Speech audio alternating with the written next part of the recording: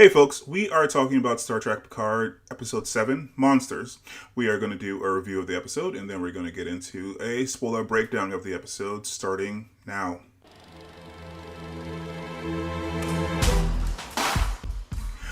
Welcome to the Nerd Social. I am Nathan. I am David. And I'm Tandra. Hey, so the spoiler-free logline of this episode is Tallinn ventures inside Picard's subconscious mind to help help wake him from a coma and face both his darkest secrets and deepest fears. Seven and Raffi go in search of Jurati, whom they fear has succumbed to the monster inside. Rios struggles to hide the truth of who he really is from Teresa. So, David, what did you think of this episode? Episode 7 now. We're very close to the end of the run here. I'm gonna pull a what you did for the last episode. If I gave it a number rating, I would give it a 7 because it's kind of a drag on kind of thing because it could have been shortened down a few scenes or basically halfway through the episode because we get him. But the one thing I give credit to the writers is that we get to learn more about Picard himself, and we get to understand him even more about how he came to be because we know how he was like in Star Trek Next Generation, how the man he became to be. And I believe that this episode explains a lot of things of how he was of his upbringing and how is he like this? Why is he being like against having a family or want to have a family? And this relates to it though. And then later on we get to see more about what's going on with Jurati. Because right now she's kind of off the screen for now because because we've learned about a few things because everyone on the crew is finding out what happened to Jurati in the last mission, in the last episode. But overall, I really like this episode a lot because I like the more of a backstory of Picard. Okay. And Conjure, what'd you think? Yeah, I mean, I wasn't super excited. I feel like they are drawing out this season a lot. I was not, I guess, as into or as excited about this episode. Although I do like, as David said, we are learning more about Picard, and that I enjoy because I feel like you didn't really get a great sense of why he was sometimes the way he was in TNG. So we're seeing a little bit more or a lot more of that backstory and some interesting revelations. So yeah, there were like moments where it sort of, picked up and got a little bit more interesting. But yeah, I'm kind of like, already, can we figure this out? And seeing Jurati's evolution, right? Or well, we hope not. Essentially, and 7 and Raffi trying to track her down. Yeah, it's just sort of progressing a little bit too slowly for me. I think. So I think I'm actually a little bit more positive this week than you guys are on this episode. I think that my main concerns or my main issues last week is that they had a bunch of people standing around doing nothing, and that has been resolved this week. So I do share your concerns about the overall plot of the season, seeing as how this is a serialized show.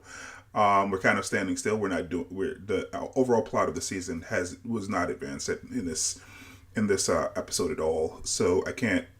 I sort of have to rate it as an episode, but also have to rate it as a part of a whole as well. So as a part of a whole, it doesn't necessarily advance the plot unless the plot is not necessarily fixing the future. The plot is, discovering what's inside of Picard, and that's why Q set this whole thing up in the first place.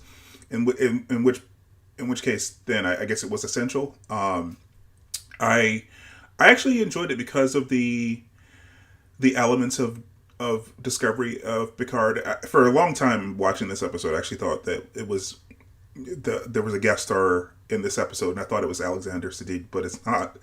It's a guy who looks very much like Alexander Siddig, who was in another sci-fi show, which was screwing with my head for a good part of the show. But yeah, I enjoy the Tallinn Picard stuff. I'm not sure if I enjoyed the Raffi 7 stuff, but at least they weren't standing around doing nothing. I mean, they were actually doing something to solve a problem. It wasn't the main problem, but there was, a side problem that arrived or arose last week because of what's going on with Jurati. Sandoval isn't necessarily doing anything to advance their position there, but he's doing a little similar to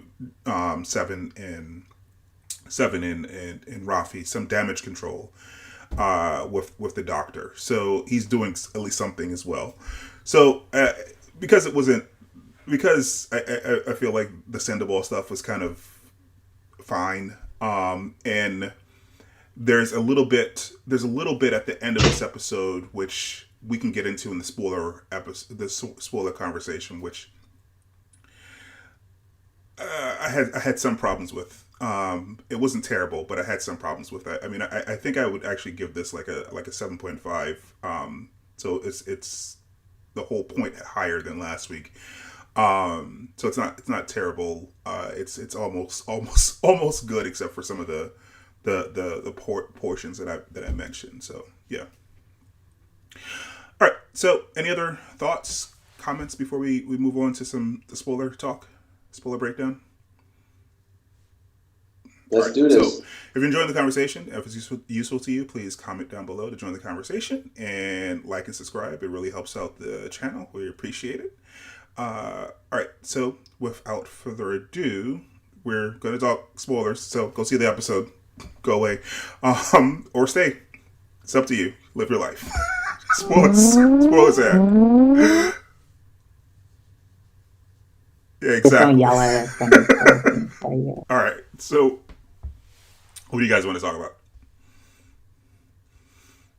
Let's talk about the opener, because at first I thought it was Picard that got arrested during the gala event, but if people forget that he's in a coma, so basically seeing what's going on in his mind, and then we met this guy who's somehow wearing a Starfleet uniform. So I'm thinking, wait a minute, are we back in Starfleet, or are we back in or is it another Q? Yeah, for like more than half of the episode, actually probably the entire episode, I thought that was, like I said, Alexander Siddig. Because it like for at the first half of it, I thought it was Alexander Siddig as a thing in his head, because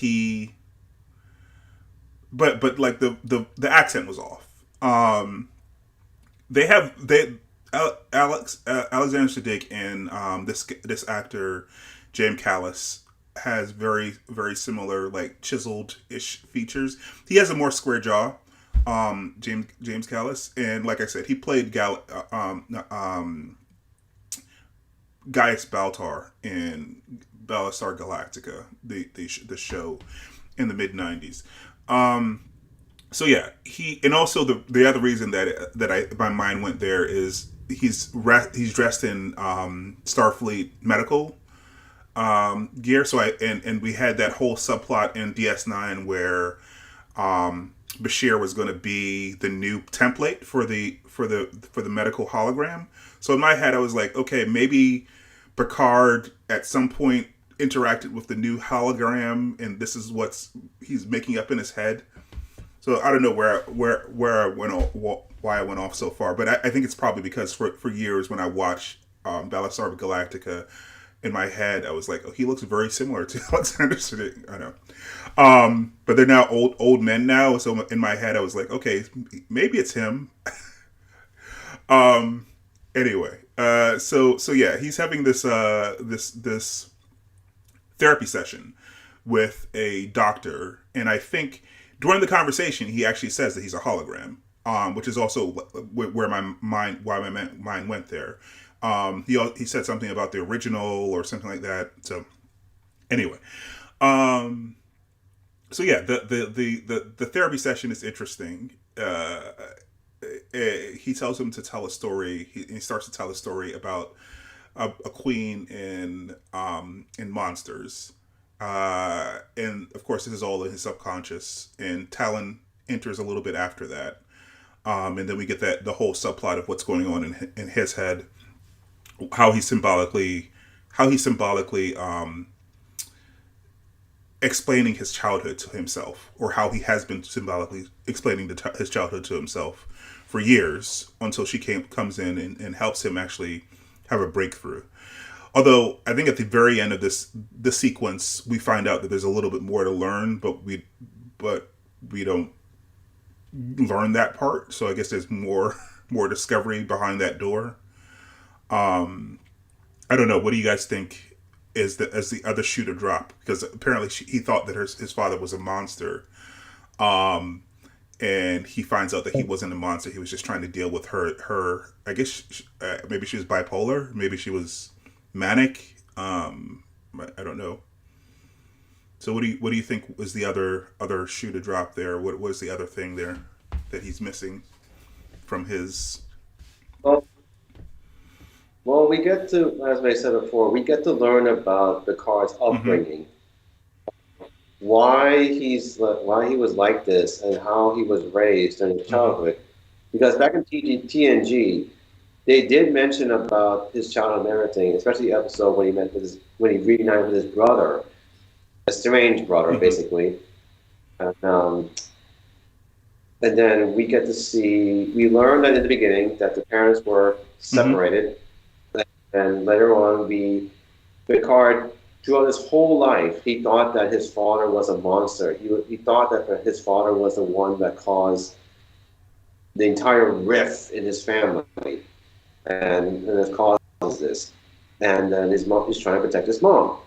But later, we found out that it's okay. I can reveal who is this therapist. Yeah. I mean, we're spoiler territory. Okay, because we found out, I mean, spoilers everyone, that the therapist that Picard's been talking to turned out to be Maurice Picard, who is Jean-Luc Picard's father. I mean, and just so you guys know, that Maurice Picard was never a Starfleet officer. He was actually running the vineyard, Picard winery, vineyard, back in the day. And then there was, just like his brother Picard's brother Robert, Maurice Picard never wanted Jean-Luc Picard to join Starfleet in the first place. Because he wants him to tend the vineyards, which later Picard's brother, Jean-Luc Picard's brother, took care of him. But anyway, one of the point is that it's revealed that is his father, and then there was a conflict that Jean-Luc got throughout his whole life that his father was a monster.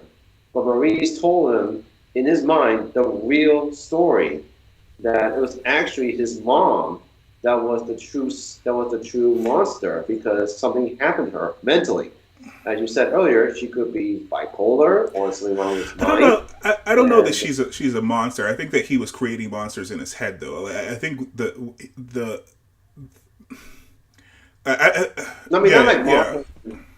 Neo.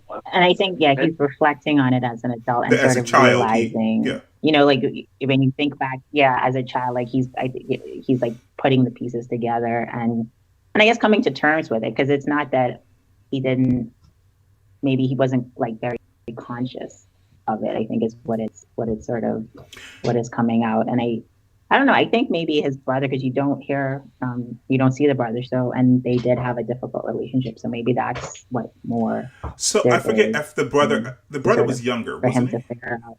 Or was he older? Yeah. So maybe at this point in his memories, he's either a baby or he isn't born yet. So maybe that's why you don't see him in the flashbacks. You only see Picard in the flashbacks, because it seems like whatever game she was playing in her head with him, that she needed to get him down to the basement, you'd assume that she would also get the baby. So maybe he wasn't born, or maybe, and it's also possible the way that children's minds work. They're very egocentric. Maybe he just edited his brother out of it, even though his brother was there. So like, it's also a possibility. is for why we don't see his brother. They did a little bit of retconning here because the guy who played his father said he got to keep his hair, but we actually saw his father in a flashback in the episode Tapestry when Q was messing with him and he was a little bald. So I don't know if they're saying that he died young. He definitely, huh? What's in his memory, right? In Huh? his head, he still What'd you has say? hair. So in his mind, he still Well, has. yeah. If you go back to the time where this memory was being created, where it was when it was being created improperly anyway in his head, he definitely probably had a full head of hair, but he lived to disapprove of him trying to join Starfleet, so he lived to further into his if not his adulthood, into his young adulthood, and he was a little bald. He wasn't as bald as Picard was in that episode in Tapestry, but he was a little bald. He was like balding on the in the middle. But anyway, it's not a big deal, but it's it's just something that's interesting. We also saw his mother, and we got no hints from him from the previous episodes of TNG that his mother had mental issues. But again, she was only there for a couple of seconds, so it's possible that she did, and he never really talked about it. So that's also interesting. The way they're not necessarily breaking continuity, but kind of bending it a little bit, saying that you know that he's a private person, so it's possible that he would never really talk about this, because you can imagine that even if he misremembered his mother's mental episodes when he was a young child, and maybe he even thought that his father's abuse is what created her mental instability, he would have at least remembered her mental instability when he was adult, or when he was a young adult. So I guess he never really wanted to talk about it or with anyone. So that's also interesting.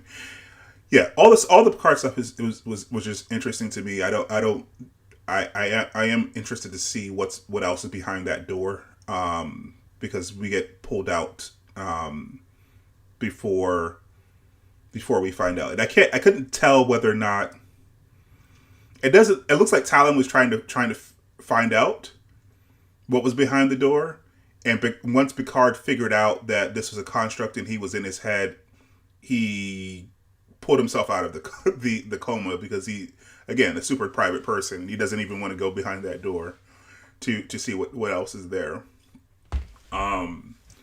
Yeah, and we also get the reveal once they come out of the coma, that she's Romulan, which we hinted at. We got hints of last week when she was cursing or whatever in Romulan, right? When she spoke wrong, yeah.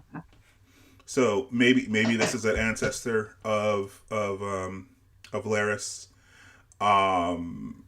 So maybe we'll see that later on, which is what Star Trek does a lot. They cast the same actor as their ancestors. They do it a lot with Brent Spiner. Brent Spiner's played several versions of his ancestors. They did it once with T'Pol. T'Pol played her grandmother, and I guess they're doing it with Laris now.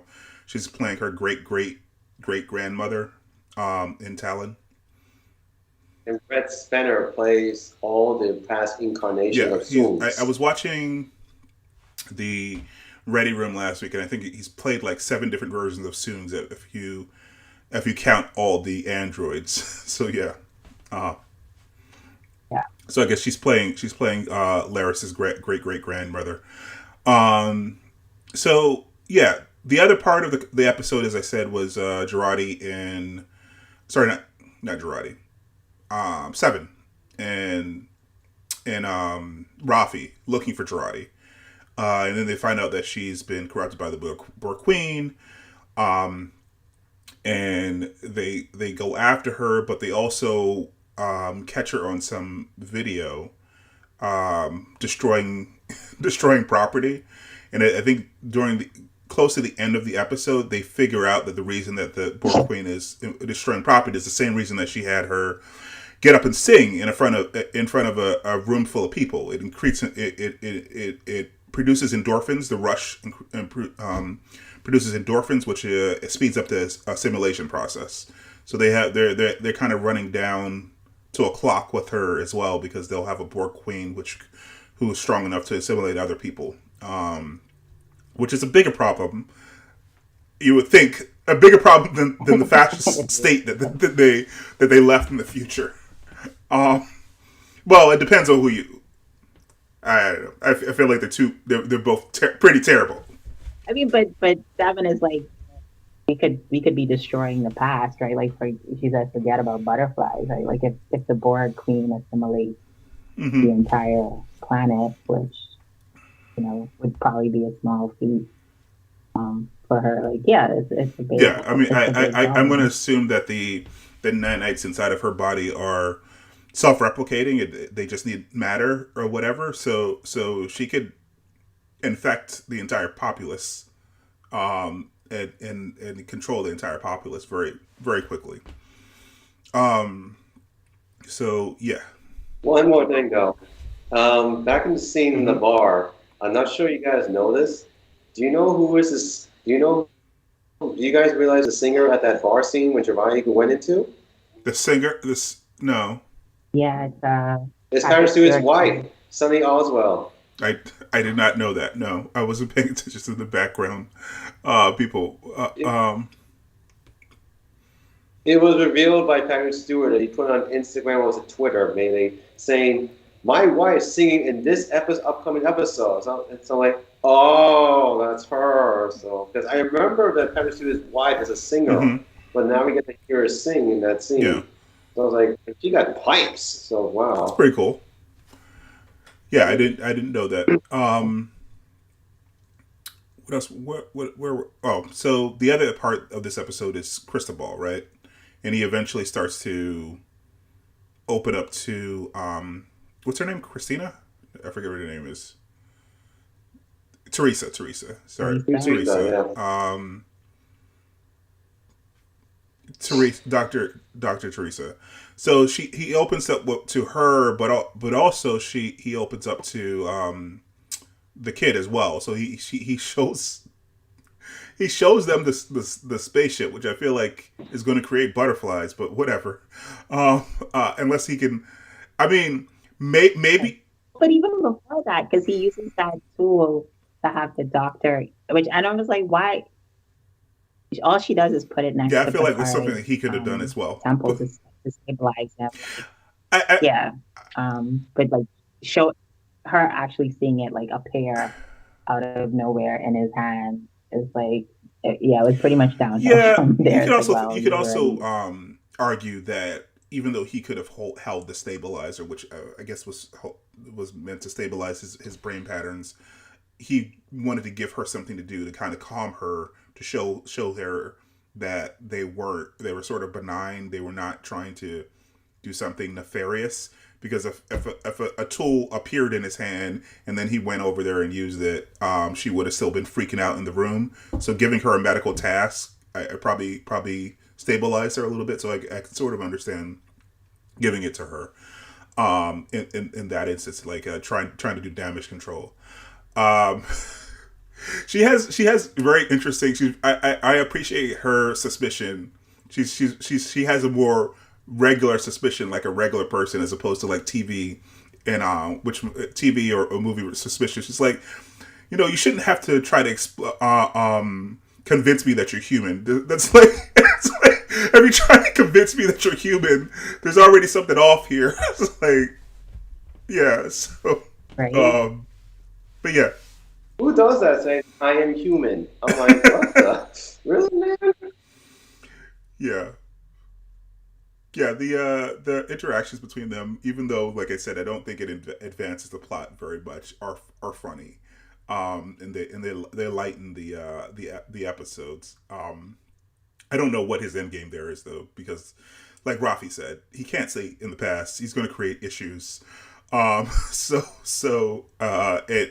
they can't have any kind of sort of relationship. Yeah. And while as you said, Conjure, he did get a device transported to him. She is an adult, and you can explain to her, you know, we can't make changes, and this is what's going on.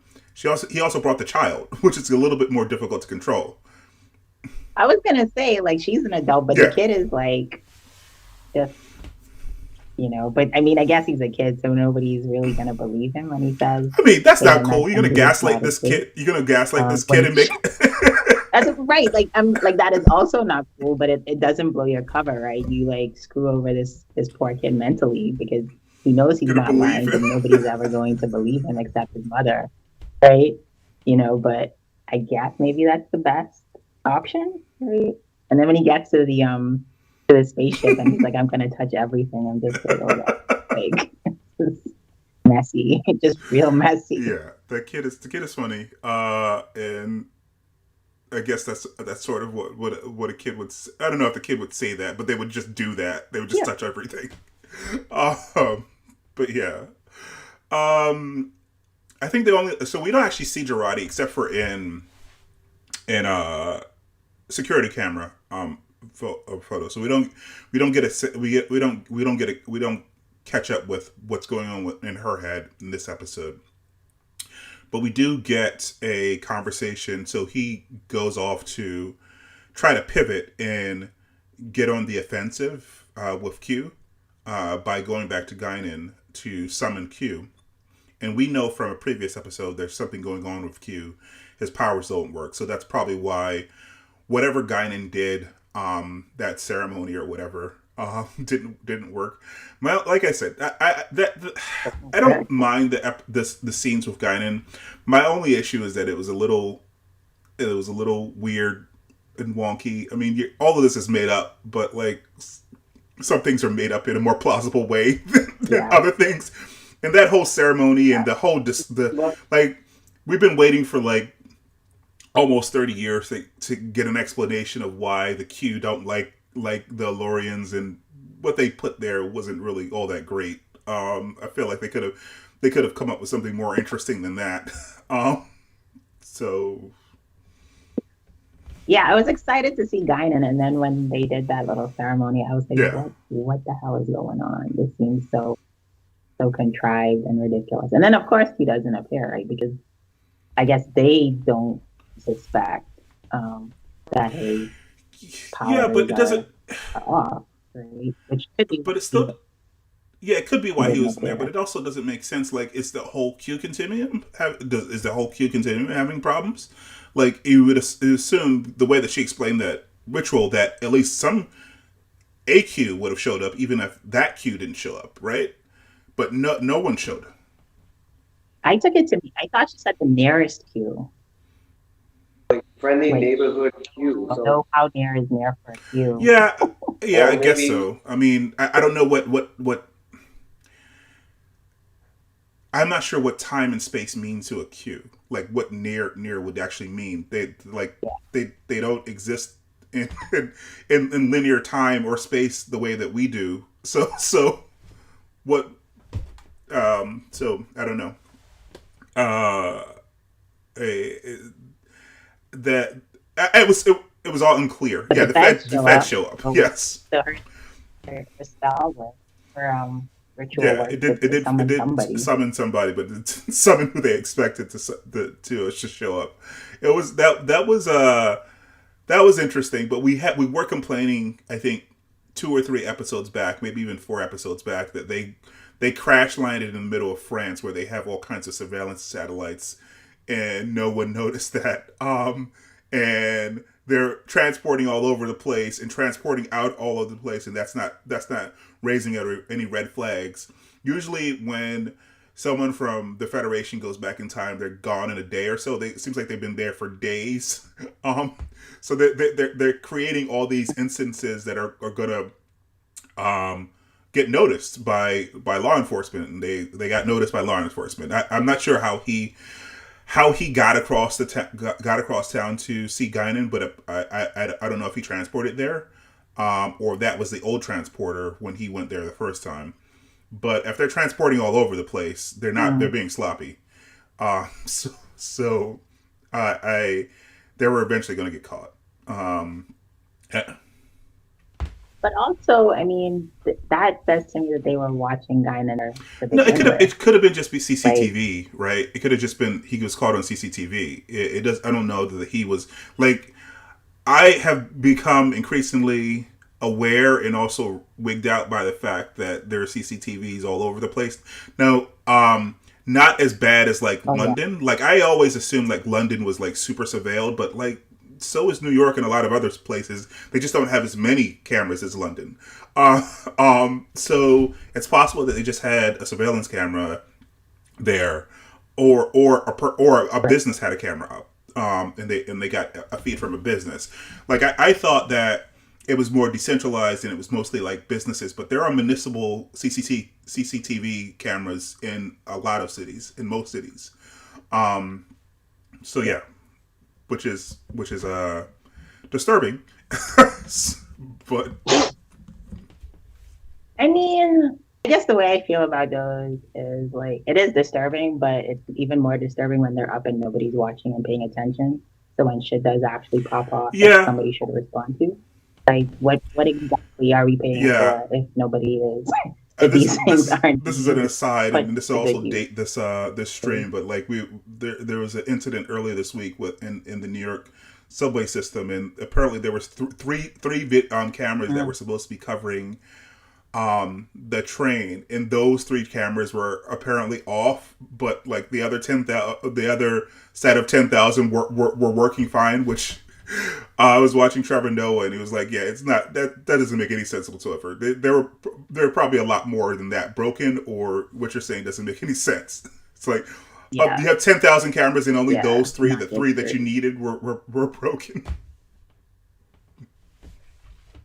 I mean, unless he disabled them somehow, which I feel like would be not I don't know possible how he because would disable them without I getting don't know. into like the control room at the station. That would have been a lot of prep. He would have had to disable them before he got on the train, so he would have had to circle back around. I mean, it's possible, but it's not.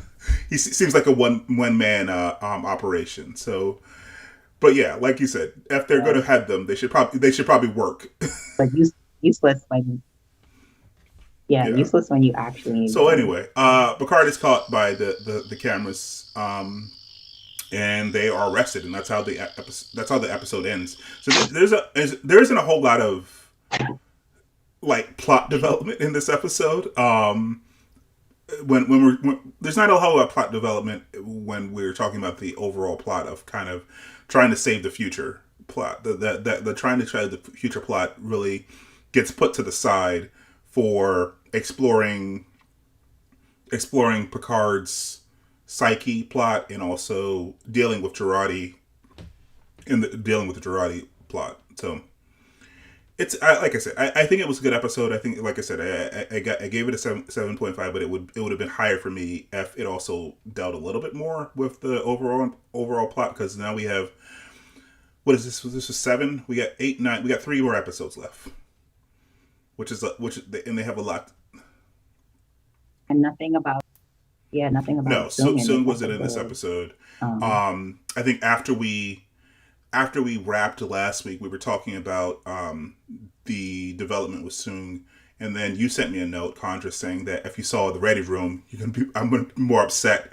So it isn't that she is his daughter. It is definitely that she is just an experiment, and he doesn't really love her. Which is like, yeah, why make him a no, he loves her.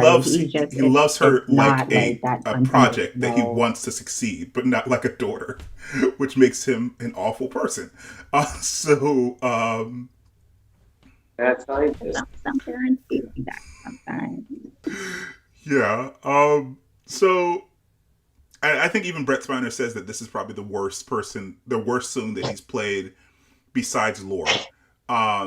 And probably worse than Lore, because Lore was programmed, right? He had a malfunction that was resolved when they created Data. So this is the most like obviously malevolent one. that Soong in the line of crazy mad scientist Soongs.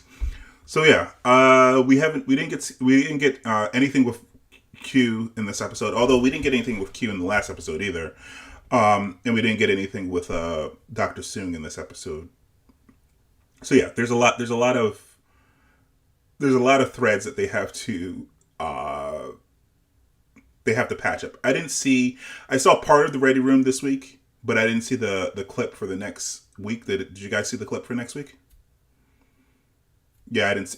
Yeah, no, I saw the interview with the actress playing Guinan, whose name is here. Ito. I'm gonna pronounce her last name wrong. Jeri. So in the Ready Room. Sorry. No. Last week was Brett Spiner and Jonathan Frakes. This week was the interview with Guinan, or the new actress who's playing Guinan. But I didn't see I didn't see it all the way to the end, which I did. So I didn't see the clip for next week. But yeah, they have a lot of like I said it when I was doing all the metaphors last week. They still have a lot of loose ends to tie up before they finish the season, and they only have 3 more episodes. Although last week we sort of predicted that this episode was going to be somewhat of a bottle episode, spending a lot of time in Picard's head. And I think it's actually probably one of the better episodes where we're inside of someone's head. I can't think of another one off the top of my head which is a lot better, but I don't have all of them in my. They don't all. They're not all readily available to me, but I think this is probably one of the better ones. I really like the Picard stuff in this episode. The Picard / Tallinn stuff in this episode. Anyway, you guys have any other thoughts? Did we miss anything? Or did I miss anything? We were running down the plot points here.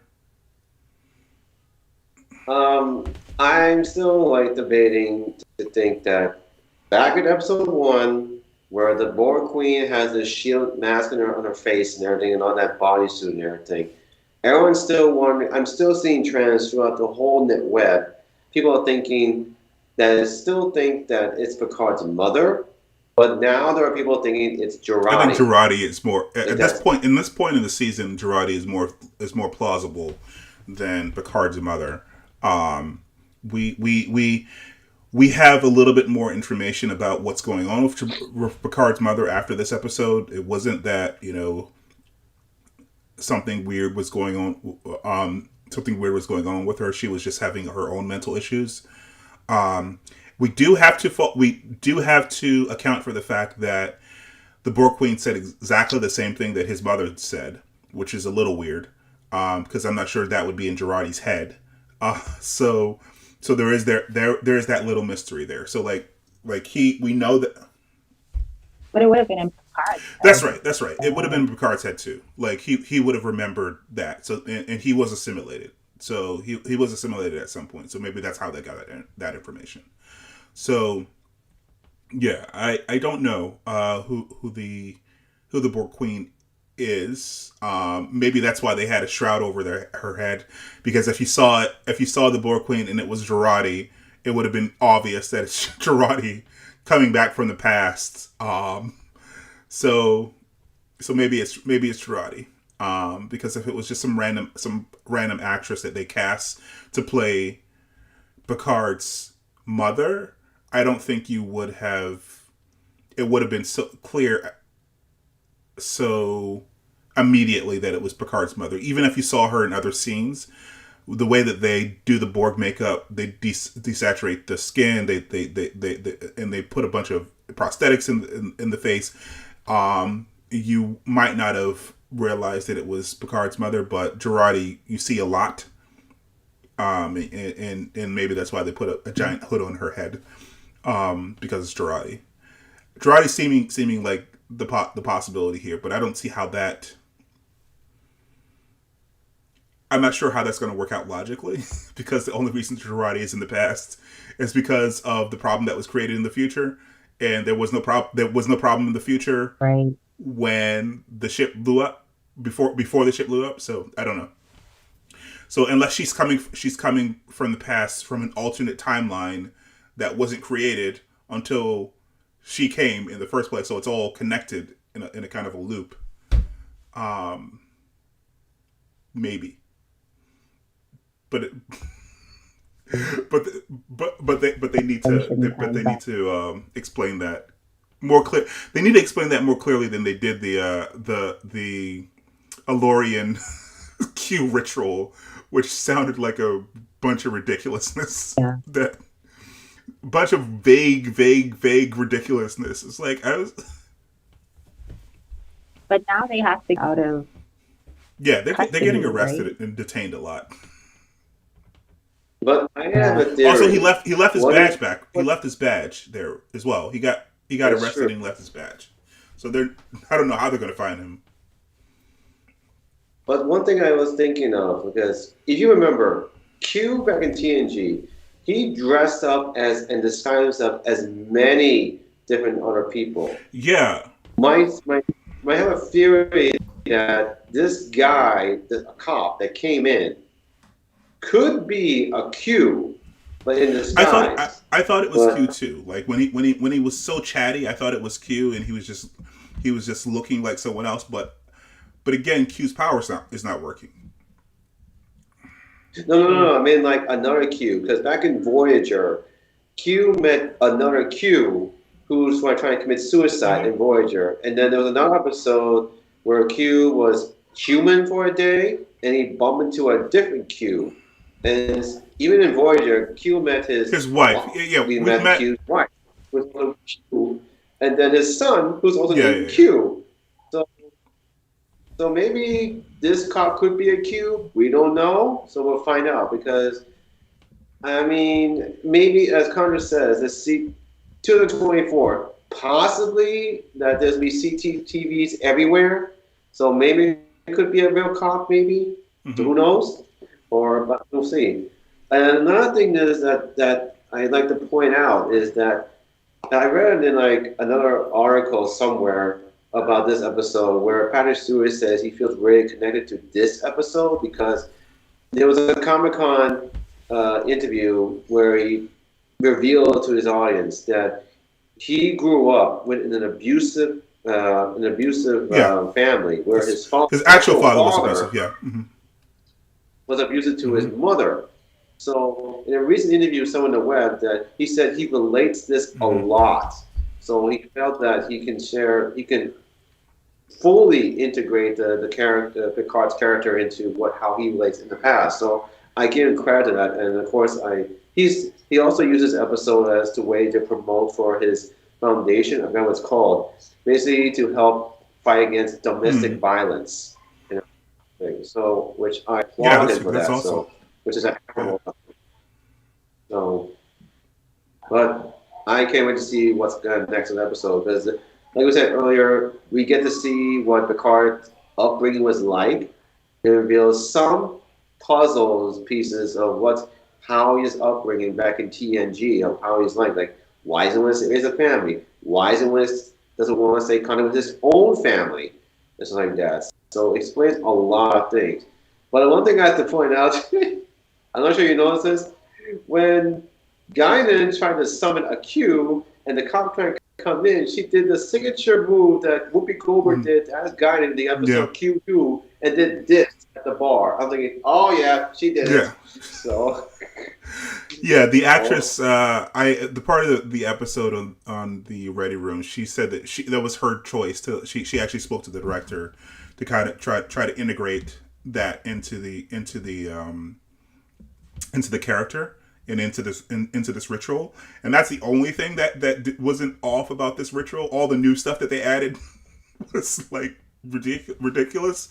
The fact that she decided as the actress and not the writers to add something that at least connected to what we've seen with Guinan in the past was a good move, because otherwise I don't know what this thing was like. Like she brought out this bottle and I was like, is a Q gonna smoke out of there like a genie or something? Like, because it's a giant. It looked like, have you seen I Dream of Genie? It basically looked like the bottle that the genie was in. It's like, what is happening? Why is it was ridiculous. They could have written something better. And I hope I don't know. I doubt that they're going to have more time to talk about the Q Alorian riff. And it sucks that this is all we got in the last 30 years. This is all they came up with. But anyway, it didn't sink the episode. It was just a little annoying. So, all right. Any other thoughts? Okay. All right. Well, that is what we think. We are interested to hear what you guys think. So please comment down below to join the conversation. Like and subscribe to get more content like this. And we will see you next week. All right, guys. Thanks.